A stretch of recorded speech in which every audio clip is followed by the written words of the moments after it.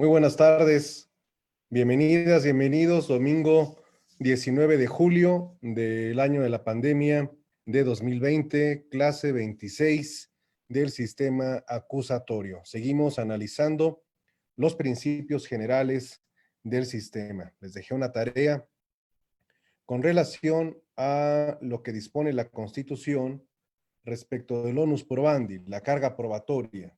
¿A quién le corresponde la carga probatoria? Sí, lo hemos señalado, que precisamente al tratarse de un esquema procesal acusatorio, quien acusa no es el juez, como habitualmente ocurrió en los procesos que tuvimos en nuestro país durante toda la colonia, los que tuvimos durante gran parte del siglo decimonónico, y que de alguna manera se preservó esa ideología inquisitiva judicial durante el sistema denominado mixto, o que también hoy se le conoce como sistema tradicional.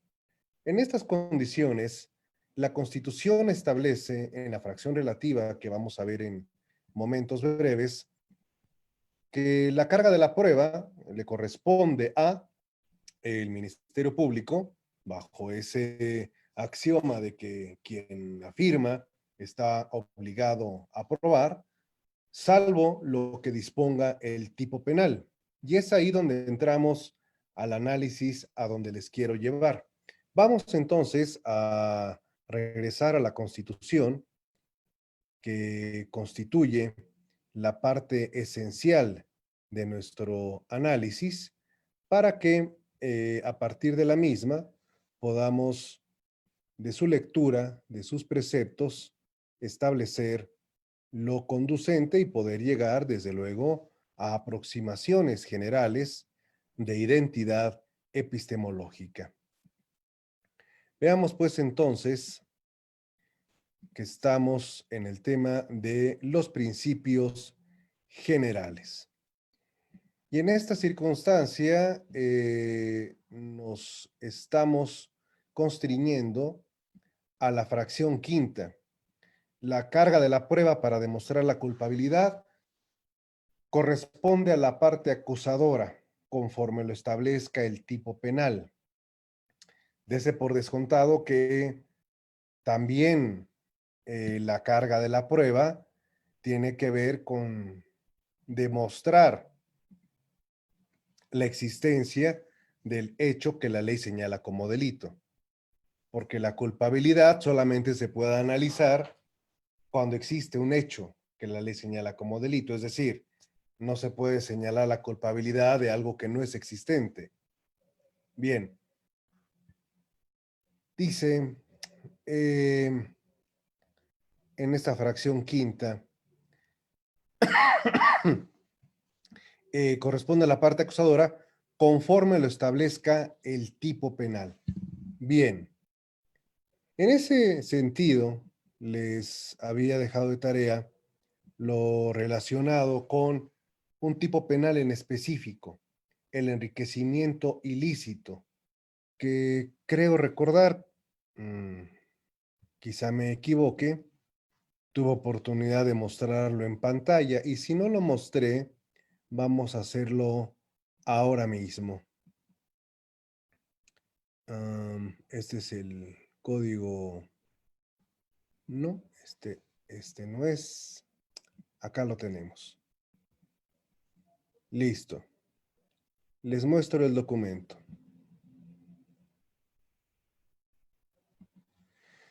Aquí estamos hablando del Código Penal Federal.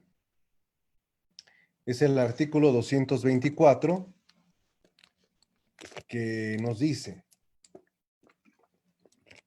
existe enriquecimiento ilícito cuando el servidor público no pudiere acreditar el legítimo aumento de su patrimonio o la legítima procedencia de los bienes.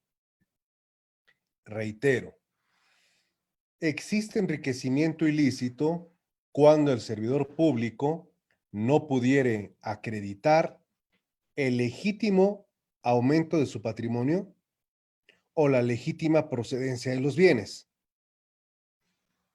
Dos variables. Patrimonio, bienes. Bien.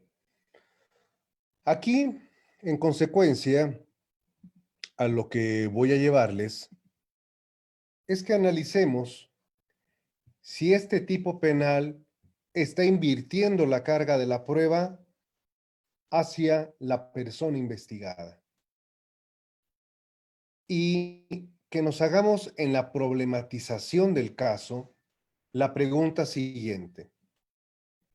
En México, ¿la categoría de servidor público implica un estado de excepción a la garantía de la presunción de inocencia y por consecuencia todo servidor público asume en esa condición el onus probandi respecto a la legalidad de su patrimonio o de sus bienes?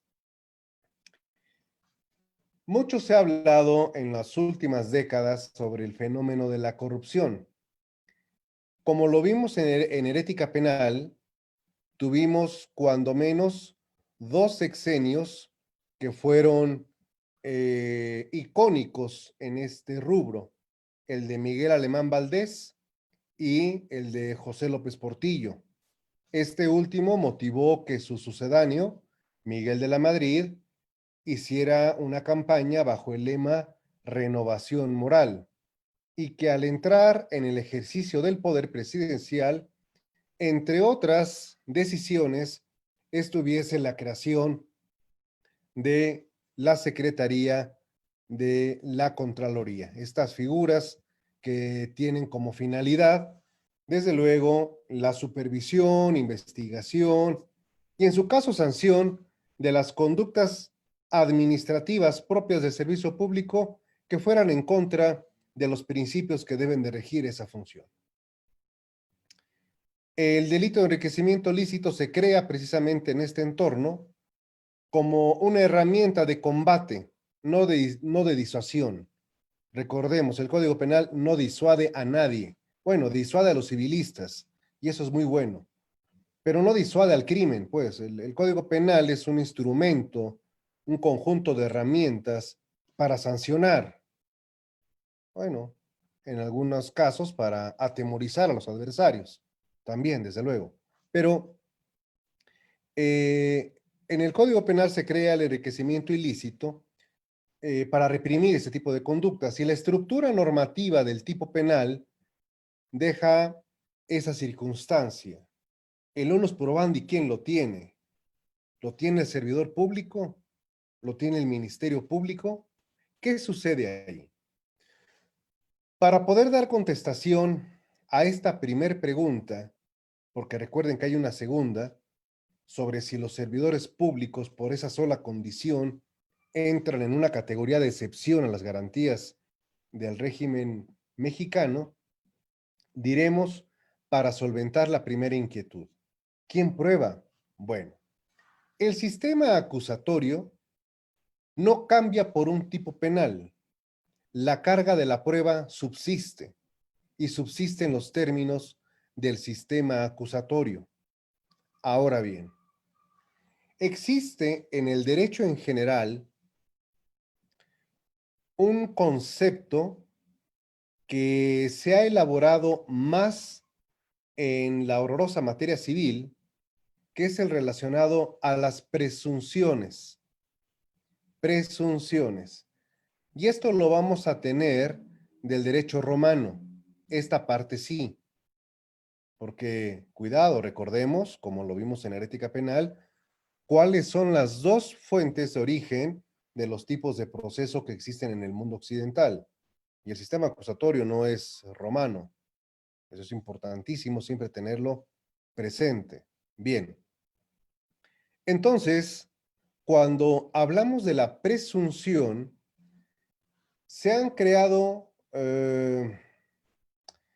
ficciones jurídicas para aludir a este concepto que en algunos campos del proceso se le considera como prueba. Y sería muy discutible ese concepto, pero no nos meteremos en esas temáticas propias de tierras extrañas y allendes al verdadero conocimiento que es el saber penal. Bueno, ¿qué es una presunción? La presunción es la elaboración de una hipótesis como posibilidad de solución de caso. No es precisamente en los términos kantianos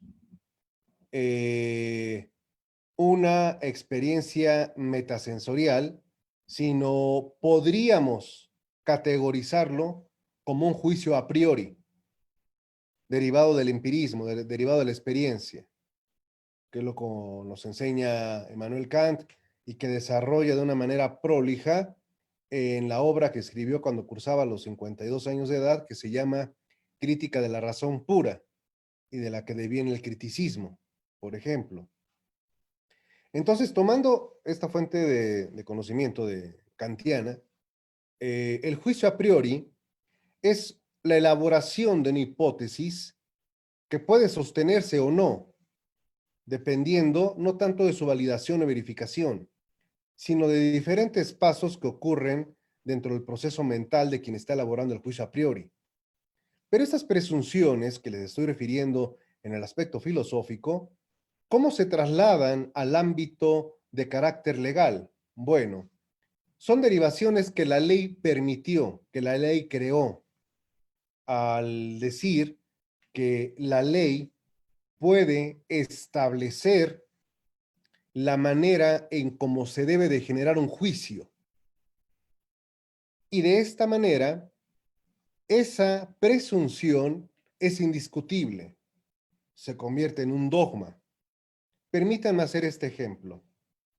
En sesiones anteriores hemos hablado en términos muy generales del concepto de prueba y del concepto de valoración de la prueba, que son distintos.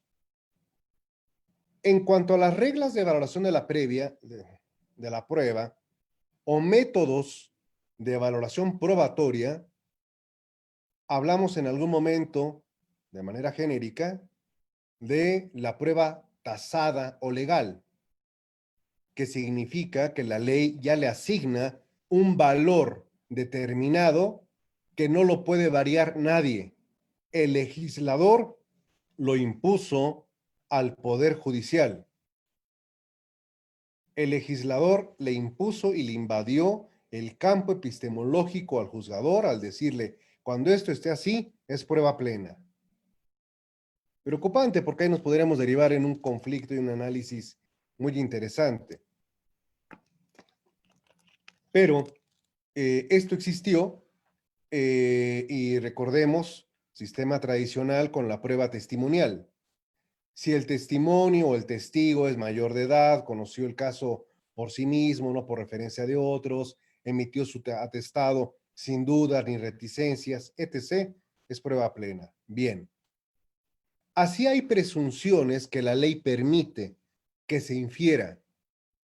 Esas presunciones legales que son dogmáticas se denominan presunción jure et jure, que es de derecho, es inatacable.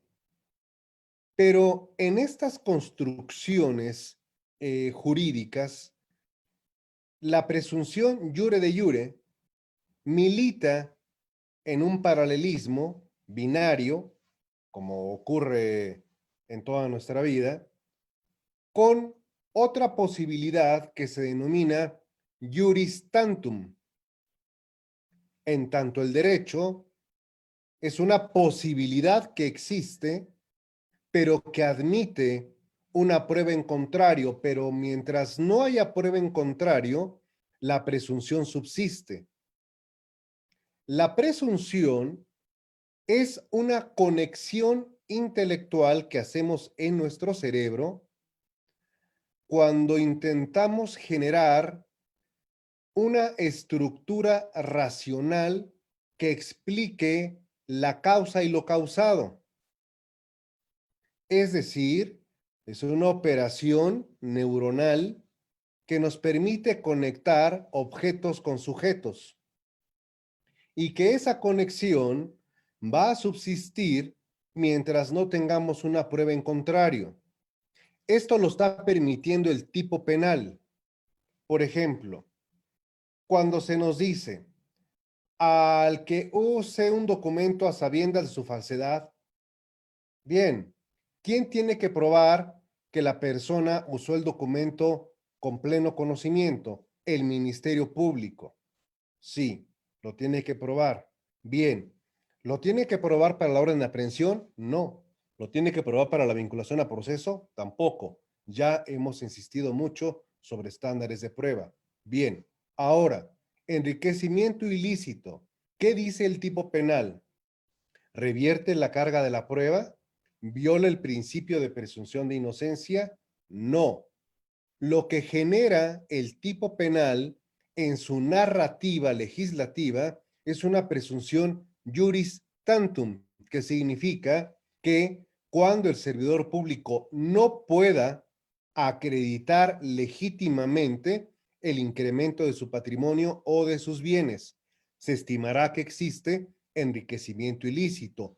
Pero esta presunción juris tantum no sustituye el onus probandi de ninguna de las partes. Es decir, no le retira la carga probatoria al Ministerio Público ni le impide al investigado acreditar lo contrario, pero tiene que realizar la acreditación contraria para destruir esa presunción juris tantum, que le puede servir en estándar probatorio a una fiscalía para una orden de aprehensión, para una vinculación a proceso y para gestionar acciones de extinción de dominio. No puede una presunción juris tantum fundar una sentencia condenatoria. Eso es importante. Pero en la invitación al proceso tendrá la carga el investigado de acreditar que su incremento patrimonial fue legítimo y eso está permitido. Vamos a ver sobre este particular que les estoy comentando.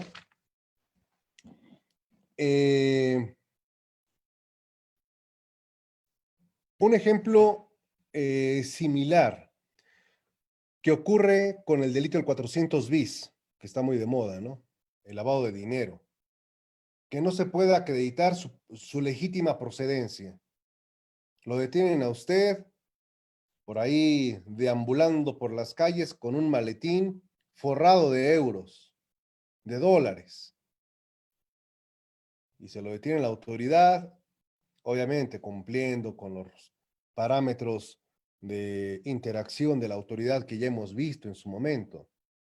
Cuando platicamos de la detención, la clase sobre el artículo 16 y lo que vimos sobre sospecha razonable, lo recordamos, sospecha fundada para detener a una persona. Bien, y lo encuentran ahí con el maletín lleno de dólares. Y en ese momento no puede acreditar la legítima procedencia de. Hay una presunción juris tantum que en ese momento le favorece al Ministerio Público para las acciones correspondientes. Ya posteriormente el investigado tendrá la oportunidad de acreditar la legítima procedencia de tal acción. Bien, entonces las invito a que me acompañen a que veamos una tesis que voy a proporcionarles el número a continuación, y la cual es 159814, su número de registro. 159814. ¿Ok? Vamos ahí. Para poder apoyarnos en diferentes criterios que nos estén ayudando a resolver este aparente entuerto que sería una violación a la presunción de inocencia o algo similar. Vamos a verlo. Esta es una tesis de jurisprudencia que abarca obviamente dos rubros, el constitucional y el penal. Primera sala, tesis de jurisprudencia 71 del 2014, de la primera sala. Operaciones con recursos de procedencia ilícita. El artículo 400 bis, párrafo sexto del Código Penal Federal, vigente hasta el 14 de marzo del 2014, no vulnera el principio de presunción de inocencia. El precepto citado, al prever que son producto de una actividad ilícita los recursos, derechos o bienes de cualquier naturaleza, cuando existan indicios fundados o certeza de que provienen directa o indirectamente o representan las ganancias derivadas de la comisión de algún delito y no pueda acreditarse su legítima procedencia, no vulnera el principio de presunción de inocencia, pues la determinación de tal elemento normativo exige comprobar que la actividad de la que proceden los recursos es ilícita, para lo cual el Ministerio Público debe aportar indicios fundados cuya valoración permita tener certeza que provienen o representan las ganancias derivadas de la comisión de algún delito, por lo que no debe considerarse que la frase "y no pueda acreditar su legítima procedencia" revierta la carga de la prueba al inculpado, eximiendo al Ministerio Público de la obligación que tiene, ya que la hipótesis en él contenida solo constituye una presunción juris tantum al admitir prueba en contrario. Es decir, este señalamiento no obliga al inculpado a demostrar la licitud de la procedencia de los recursos, toda vez que ello constituye el reconocimiento del derecho de defensa que le asiste. Consecuentemente, el artículo vigente hasta el 14 de marzo alude a la forma en que el imputado decide ejercer su defensa frente a las pruebas aportadas en su contra, en el entendido de que si aquel no acredita la legítima procedencia de los recursos, dicha circunstancia por sí sola tampoco releva al Ministerio Público de recabar el acervo probatorio que acredite la existencia del delito y la responsabilidad penal. De ahí que no se esté en presencia de una obligación, sino de un derecho que se puede ejercer o no, y en consecuencia tampoco obliga al imputado a declarar en su contra. Esto es, abogadas y abogados. La presunción juris tantum le puede permitir al investigado cruzarse de brazos. Se lo puede permitir, lo cual no es tan bueno, ¿eh? Pero al Ministerio Público no le permite quedarse cruzado de brazos apoyándose en la presunción juris tantum y listo. Y pensar que con eso tiene el caso resuelto. No. El Ministerio Público tiene que acreditar la ilicitud, la procedencia de los bienes o los recursos, lo que haya sido asegurado. El artículo 21 de la Constitución no dice, salvo que se trate de delincuencia organizada, salvo que se trate de lavado de dinero, el Ministerio Público no investigará. No, no lo dice así. Y la defensa, por su lado, aunque tiene una presunción juris tantum en contra, tiene la oportunidad de acreditar lo contrario. Listo. No hay una inversión de la carga de la prueba. No podemos partir de un razonamiento o argumento de inconstitucionalidad. Ojo ahí. No podemos en una diligencia donde estemos cuidados, estamos en un debate de petición a la vinculación, a proceso por algún hecho de esta naturaleza, enriquecimiento ilícito, lavado de dinero, hacer como argumento y decirle al juez, le pido, señoría, que haga la aplicación de un control de convencionalidad ex oficio, a virtud de que el tipo penal invierte la carga probatoria, desnaturaliza el concierto de la presunción de inocencia y aventarnos allá al precipicio, porque lo único que vamos a hacer es el ridículo en un debate de esa naturaleza. ¿De acuerdo? Esto es un ejemplo de cómo se va a interpretar el juris tantum, el onus probandi, en este tipo de tipos penales. Ahora, vamos, por favor, a el enriquecimiento ilícito.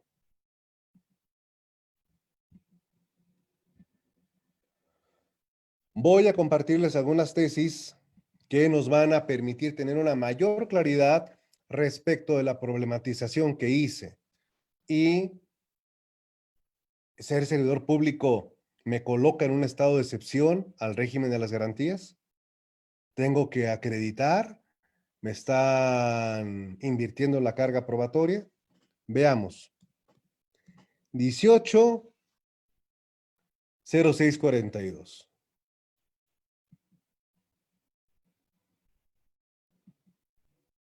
Esta es una tesis aislada de un tribunal colegiado del primer circuito del año 2004, hace 16 años.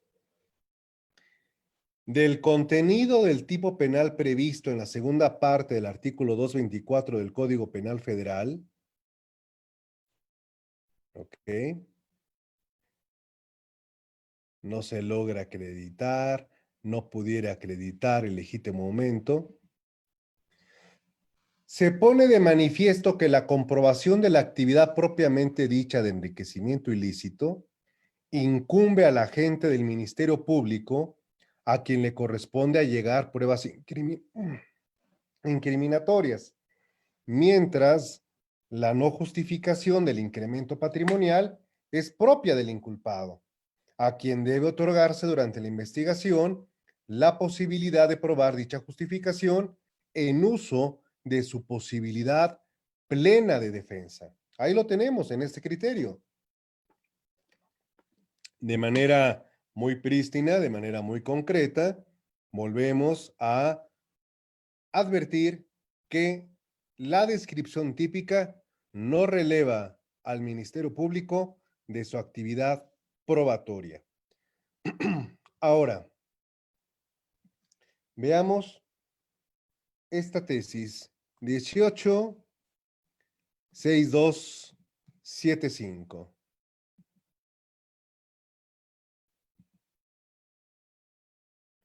Es del Pleno y aquí vamos a tener la respuesta a la pregunta que les propuse, que es, ¿estamos en un régimen de excepción? Si voy a defender a un servidor público, ¿ya llevo la cuesta en contra?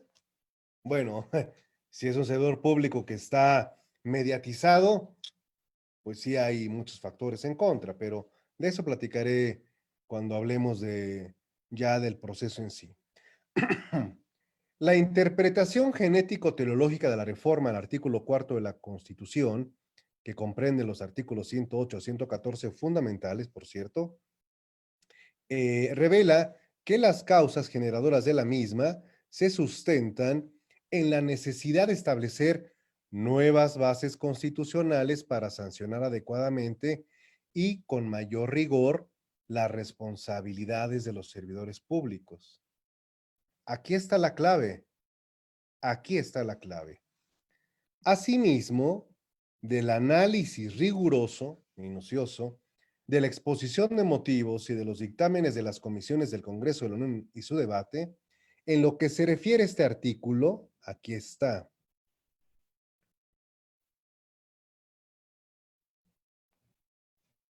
Vean ustedes. Las leyes determinarán los casos y las circunstancias en los que se deba sancionar penalmente por causa de enriquecimiento ilícito a los servidores públicos que durante el tiempo de su encargo o por motivos del mismo, por sí o por interpósita persona, aumenten sustancialmente su patrimonio, adquieran bienes o se conduzcan como dueños sobre ellos, cuya procedencia lícita no pudiesen justificar. Las leyes penales sancionarán con el decomiso y con la privación de la propiedad de dichos bienes, además de las otras penas que corresponden. Esto está desde la Constitución, desde la Constitución, por lo tanto no podemos hacer un alegato de inconstitucionalidad. Bien, ahora esto no se advierte la voluntad del poder reformador de la Constitución de establecer un régimen de excepción a las garantías individuales. No lo hay, no lo existe. Efectivamente, si bien el precepto mencionado se desprende que el servidor público debe acreditar la legítima procedencia de su patrimonio, Ello no debe entenderse como un desplazamiento de la carga probatoria del inculpado, sino como el derecho de defensa que goza para desvirtuar los elementos de prueba en su contra. Por lo tanto, es al Ministerio Público, conforme a las reglas generales contenidas en estos artículos, a quien corresponde comprobar los elementos constitutivos del delito y la culpabilidad del imputado. Para determinar que un servidor público se ha enriquecido ilícitamente, núcleo esencial, se requiere la comprobación previa de determinados hechos o circunstancias como son la calidad del acusado como servidor público, sujeto calificado, su situación patrimonial al iniciar y al concluir sus funciones, la remuneración percibida durante el desempeño de su cargo y la circunstancia real del patrimonio que en la actualidad cuenta el sujeto para poder de esa forma arribar a un proceso lógico y natural en el que se advierta con nitidez y con un mínimo de sentido común que existe una desproporción sustancial entre lo percibido por el servidor público con motivo de su empleo, cargo o comisión y lo que realmente cuenta en su haber patrimonial.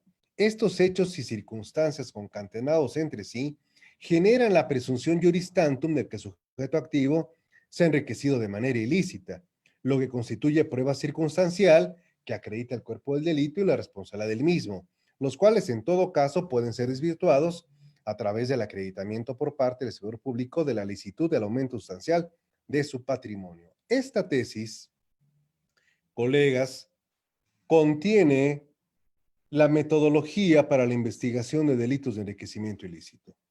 Si ustedes son fiscales siguiendo estos pasos, van a llevar a vinculación a procesos sin ningún esfuerzo a las personas correspondientes. ¿Cuál va a ser la prueba esencial? Como aquí lo está diciendo, núcleo esencial, una auditoría forense que tiene que estar firmada por un contador y por un auditor. Ojo con eso, porque si no hacen una investigación sólida, no vamos a llegar a lo que estén buscando. Y si ustedes van a ser los defensores, pues obviamente que esa prueba la tienen ustedes que generar en la investigación complementaria. Bueno, si están avisados desde el inicio de la investigación, la pueden ir preparando desde antes, porque ahí es donde va a estar la magia, cuadrar las cantidades. Y esta última tesis sobre este aspecto, que es del Pleno de la Corte, también del año 2002 y que viene consecutiva con la anterior, nos termina diciendo que no hay una violación al principio de legalidad. Por lo tanto, aquí nos dice esta parte que es la única que les voy a leer. Así, la pura descripción objetiva del tipo en cuestión encuentra su núcleo en el empleo del verbo principal, enriquecerse, agregándole la palabra ilegalmente como un elemento normativo que entraña una valoración, con lo cual significa el sentido antijurídico del delito. Bien, por lo tanto, si me permiten volver rápidamente a la Constitución, a la fracción quinta, tenemos, corresponde a la parte acusadora conforme lo establezca el tipo penal. Listo. No confundamos en consecuencia a partir de hoy la presunción juris tantum con una violación al principio de legalidad, a un régimen de excepción o una violación al principio de presunción de inocencia. Bien, la fracción quinta tiene otra parte que es esta. Las partes tendrán igualdad procesal para sostener la acusación o la defensa respectivamente. ¿De qué estamos hablando cuando revisamos esta circunstancia? Estamos hablando de la figura que procesalmente se conoce como igualdad de armas. Y qué bueno que se aluda al concepto armas, porque el proceso penal, como se los he dicho, es una batalla. El proceso penal es la continuación de la guerra por otras vías. Así, si no concebimos al proceso penal como una guerra, ya perdimos la primera batalla, que es la interna. Si no lo concebimos como una guerra, no vamos a tener entonces la habilidad para generar estrategias que derivan de la construcción de escenarios. Cuando se habla de litigio estratégico, no estamos en el nivel de las destrezas de litigación, sino en la toma racional de elecciones, de decisiones, que eso es lo importante. Por eso, en algunas semanas, en algunas sesiones, les habré de proponer un método innovador de cómo visualizar al proceso penal para la toma de decisiones, que es un modelo que sí nos estamos trayendo de las ciencias económicas, por supuesto. Pero bueno, la igualdad de armas exige precisamente que las partes puedan tener estas circunstancias de posibilidad, de potencialidad de ejercerlas. Ahora, si una de las partes no las ejerce, pues podríamos estar inclusive hablando de negligencia, falta de pericia, pero en el caso de la defensa podríamos hablar incluso de una defensa inadecuada. ¿Qué debemos entender por la igualdad de armas? En esta ocasión, como en otras que vendrán a futuro, me voy a apoyar en criterios de carácter administrativo. ¿Por qué? ¿Por qué razón? Porque hay algunas tesis de materia administrativa que ejemplifican adecuadamente algunos conceptos que son comunes a la aplicación del derecho, y este es un caso de ellos. Permítame, por lo tanto, compartirla. Ahí está el número de registro, 20, 11, bueno, 2001-157. Esta es una tesis aislada de materia administrativa, insisto, pero en la cual vamos a encontrar la explicación nítida, prístina, transparente de qué es la igualdad de armas y la imbricación que tiene con un derecho fundamental que es el derecho al debido proceso. Esta tesis, aquí está el rubro, voy a leer solamente algunas partes para no dilapidar nuestro tiempo que ya se está minando. El derecho al debido proceso, reconocido a favor de los gobernados en el artículo 14 constitucional, lleva implícita la necesidad de que en todo procedimiento, como el del juicio de amparo, rijan diversos principios establecidos en la ley, la jurisprudencia, la doctrina y el derecho internacional de los derechos humanos, como son, entre otros, los de contradicción, legalidad, oportunidad, igualdad de armas, probidad, lealtad y buena fe, libre apreciación de la prueba, economía procesal e inmutabilidad de las resoluciones judiciales.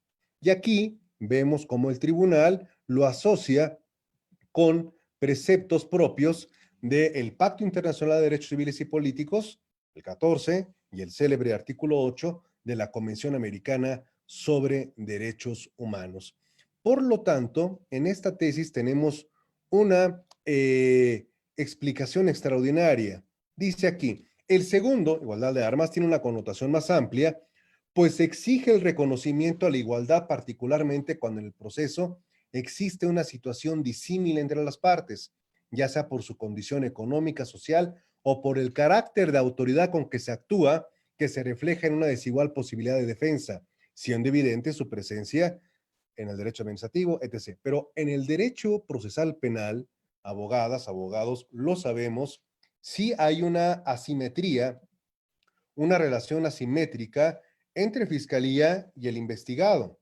Eso es innegable. La asimetría deriva de que la fiscalía es un órgano del Estado, autónomo, pero al final un órgano institucionalizado que cuenta con una infraestructura en la que se incluyen policías de investigación, peritos, personal del Ministerio Público, facultades de investigación, oficios, colaboración, acuerdos, pactos, tratados, etc., en tanto que el investigado pues cuenta con él y su alma, nada más. Por eso es una cuestión asimétrica. Y por ello la importancia del debido proceso y que la Constitución nos hable de la igualdad de armas. que se tenga una igualdad de armas. Y esta igualdad de armas, quiero insistir, porque la vamos a problematizar ahorita con los siguientes casos que les voy a proponer. Las partes tendrán igualdad procesal para sostener la acusación o la defensa respectivamente. Bien, quiero preguntarles, por ejemplo,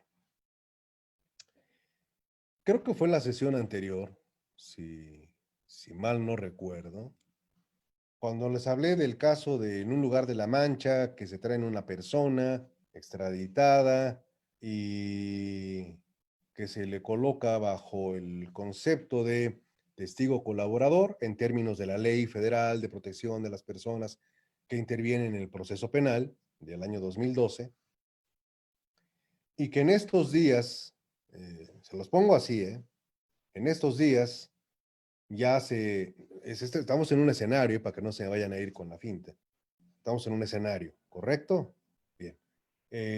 La Fiscalía ha solicitado una audiencia ante el Centro de Justicia Penal Federal para llevar a cabo una prueba anticipada y justifica la necesidad de ella ante las amenazas a la integridad física y vital de quien va a deponer y quien tendrá que ser extraído del país para su seguridad. Y antes de que sea extraído del país, va a dar un testimonio ante la autoridad judicial. Y llega ante la autoridad judicial y se pone a cantar como ruiseñor sobre todo lo que aparentemente dice saber. Bien, listo. Tenemos esa prueba anticipada.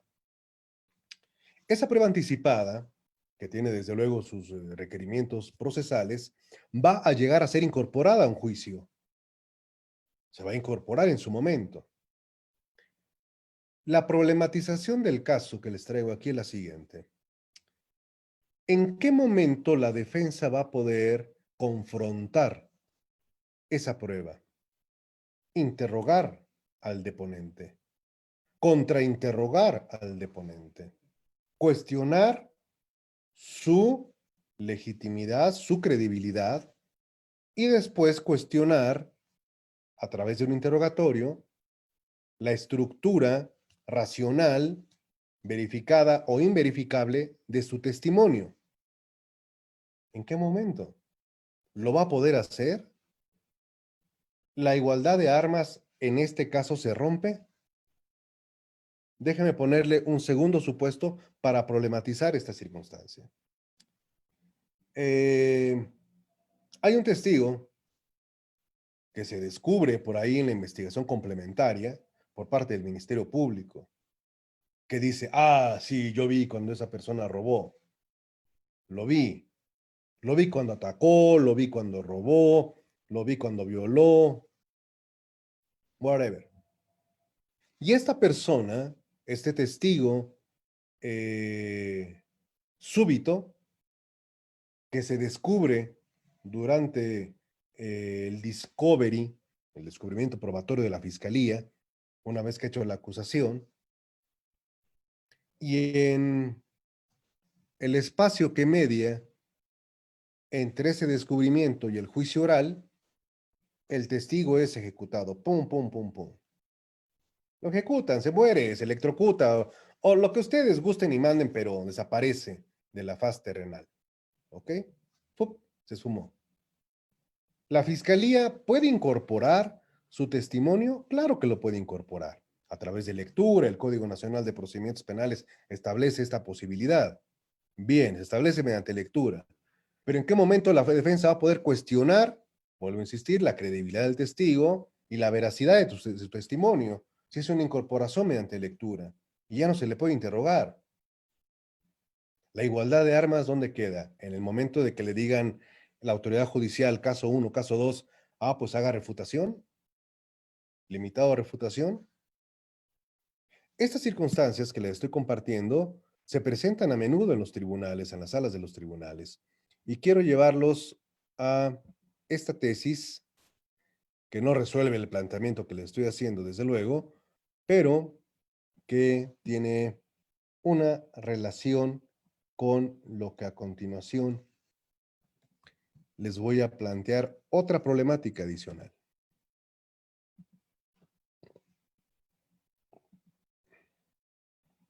Vean ustedes, Quiero que me acompañen en la lectura de esta tesis, en el alma de esta tesis, porque es lo que estoy debatiendo ahora con ustedes. Primera sala, 2017, tesis aislada. Está bien, ok, vayamos, miren. Derecho a interrogar testigos de cargo en el proceso penal, razón por la cual ninguna condena puede depender del dicho de un testigo no sometido a la confronta del proceso, incluso cuando ha demostrado con buenas razones que fue imposible localizarle. Bien, vamos. La razón por la cual se impone este criterio deriva directamente de las exigencias implícitas del derecho a la defensa adecuada y del principio de igualdad procesal. Ojo, están hablando de lo que estamos platicando, ¿ok? El respeto al derecho a interrogar testigos en el proceso existe por una razón muy clara. Permite al inculpado cuestionar la veracidad de la acusación que pese en su contra ante la misma persona que la hace y de cara al juez.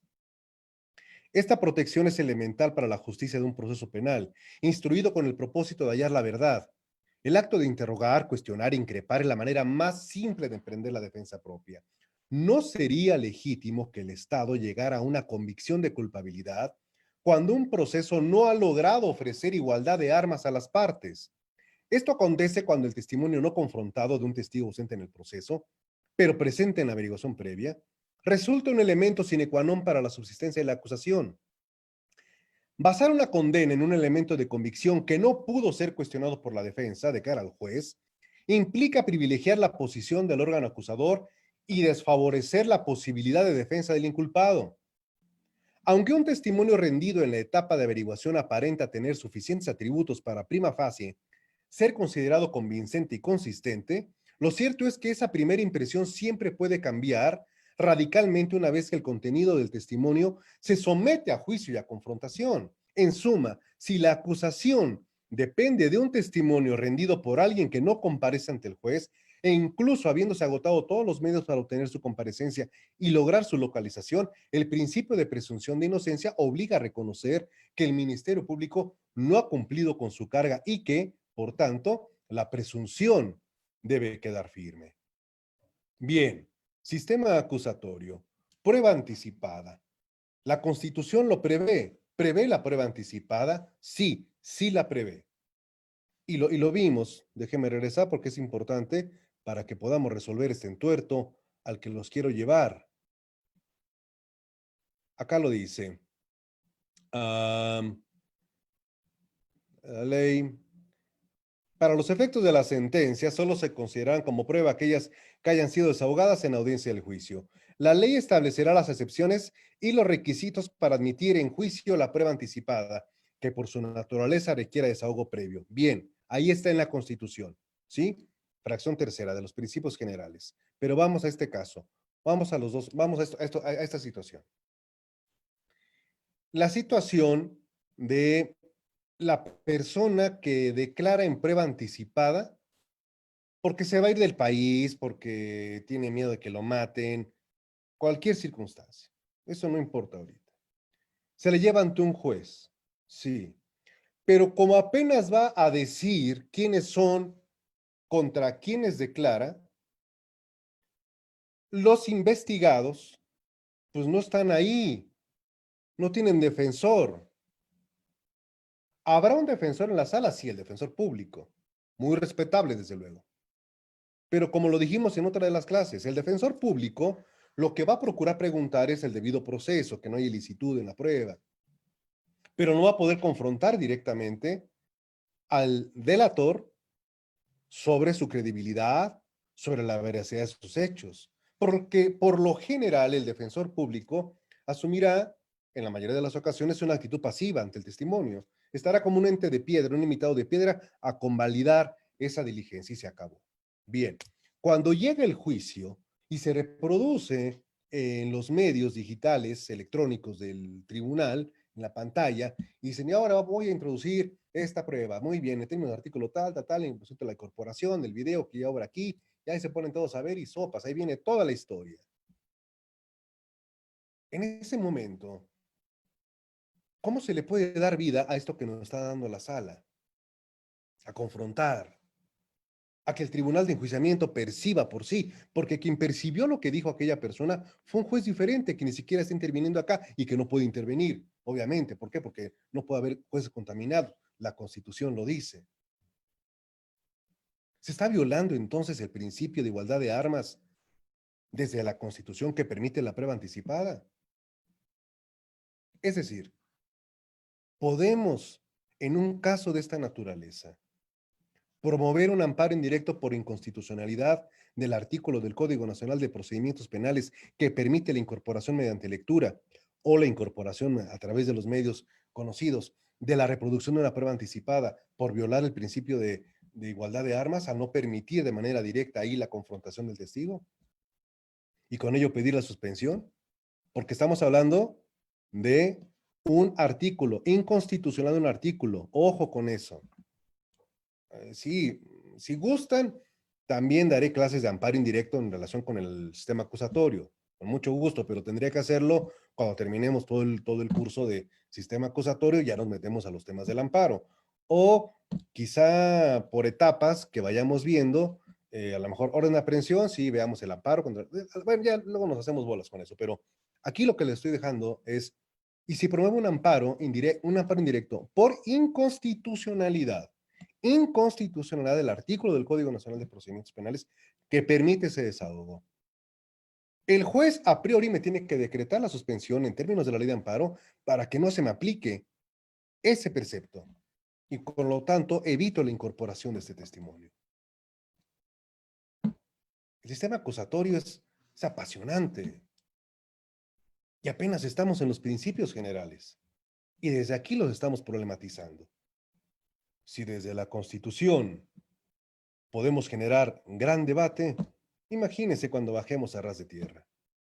El propósito de todo esto es obtener no el conocimiento, sino la desestabilización mental de todos quienes nos siguen escuchando en estas sesiones. Y por ello, les estaré siempre muy agradecido. Que tengan una excelente tarde y posiblemente si mañana continuemos 1 de la tarde, aunque es semana ya laboral, pero iremos viendo cómo solventamos este compromiso que he sostenido con ustedes. Hasta entonces, descansen y felices Gracias, domingo. maestro. Buenas tardes. Gracias, maestro.